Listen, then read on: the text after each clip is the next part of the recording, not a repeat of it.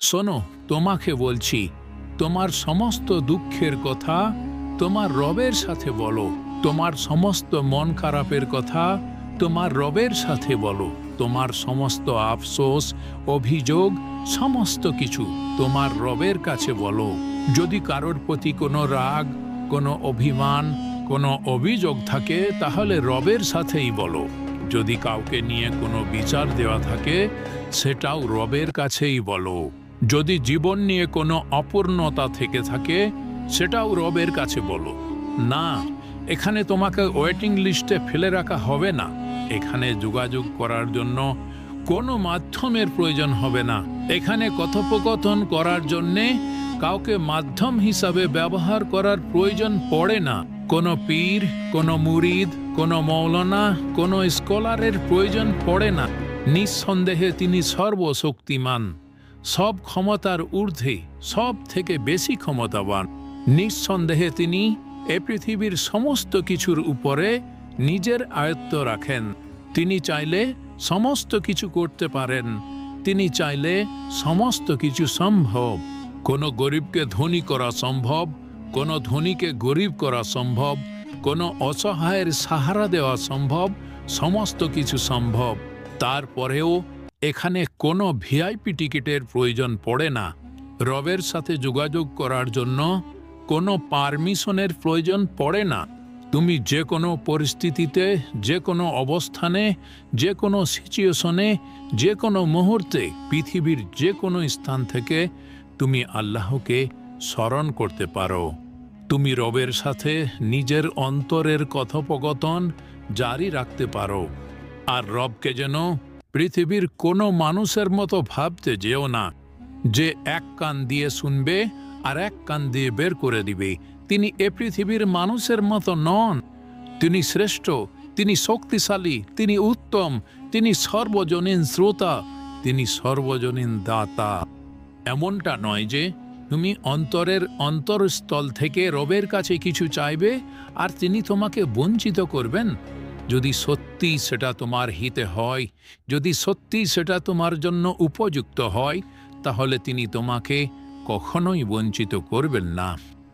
যদি তোমার পরিকল্পনা এবং রবের পরিকল্পনা এক হয়, তাহলে নিশ্চয়ই তুমি পাবে। যেটা চাইছো সেটাই পাবে। আর যদি না পেয়ে থাকো, তাহলে মনে করবে সেটা তোমার জন্য উপযুক্ত ছিল না। কারণ তুমি তোমার ভালো মন্দ সবসময় সঠিকভাবে বিচার করতে পারো না। আমরা আমাদের ভালো মন্দ সব সময় সঠিকভাবে বিচার করতে পারি না, কিন্তু তিনি সমস্ত কিছুর সঠিক খবর জানেন। তিনি সমস্ত কিছুর সঠিক খবর রাখেন। একটা উদাহরণ তোমাদেরকে দিই। সাপোজ তোমার একটা স্বপ্ন আছে যে আমি একটি গাড়ি কিনব। তোমার একটি ড্রিম কার আছে, একটা ড্রিম গাড়ি, যেটা পাওয়ার তোমার কাছে একটা স্বপ্ন। সেটা বাইক হতে পারে, সেটা 4 হুইলার হতে পারে, যা কিছু হতে পারে, কিন্তু সেটা পাওয়া তোমার কাছে স্বপ্ন। মানুষের জীবনে স্বপ্ন থাকতেই পারে, আশা থাকতেই পারে, ইচ্ছা থাকতেই পারে। আশা, ইচ্ছা এগুলো থাকাটাও প্রয়োজন। কিন্তু হ্যাঁ, একবার ভাবো যে সাপোজ তুমি সেই গাড়ি, মানে তোমার সেই স্বপ্নের বাইক বা স্বপ্নের 4 চাকা তুমি একটা চাইলে রবের কাছে, সেটা পেলে না। তুমি রবের কাছে চাইলে কিন্তু রব দিলেন না। তার মানে কি এমনটা যে রব তোমার শুভাকাঙ্ক্ষী নয়? তার মানে কি এমনটা যে রব তোমার ভালো চায় না? তোমার আল্লাহ তোমার অন্তরের কথা শুনেও সেটাকে ইগনোর করলেন? না, বিষয়টা মোটেই এমন নয়।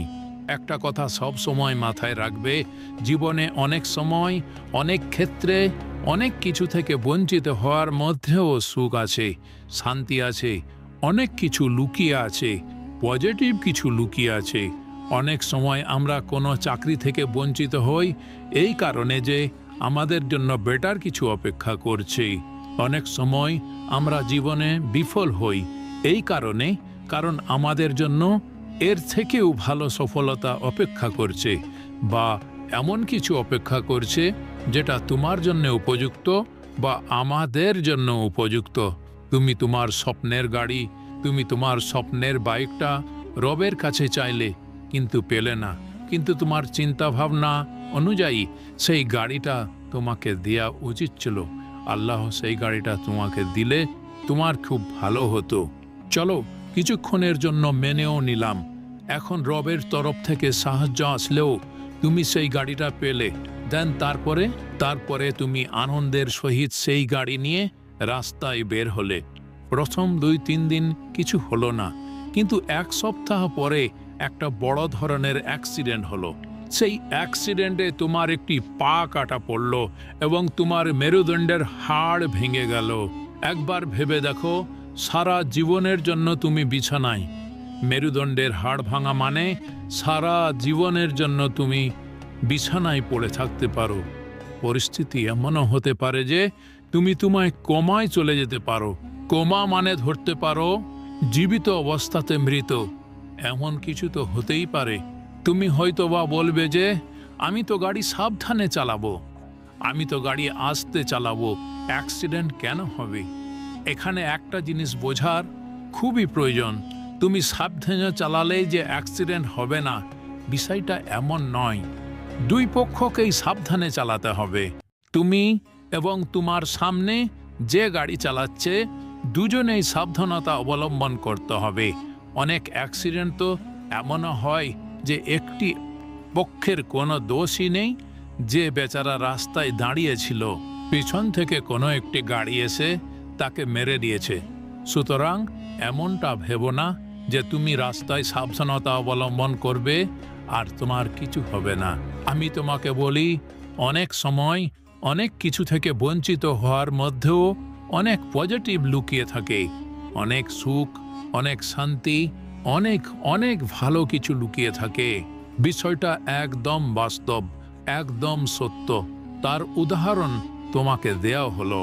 বিশ্বাস করুন, অনেক সময় আমাদের চিন্তা ভাবনা এবং আমাদের রবের পরিকল্পনা এক হয় না, যার ফলে আমরা হয়তোবা কোনো কিছু চাইলাম এবং সেটা পেলাম না। তার মানে রবকে দোষারোপ করা কোনোভাবেই গ্রহণযোগ্য হতে পারে না, কারণ তিনি তোমার থেকেও বেশি তোমার সব থেকে বড় শুভাকাঙ্ক্ষী।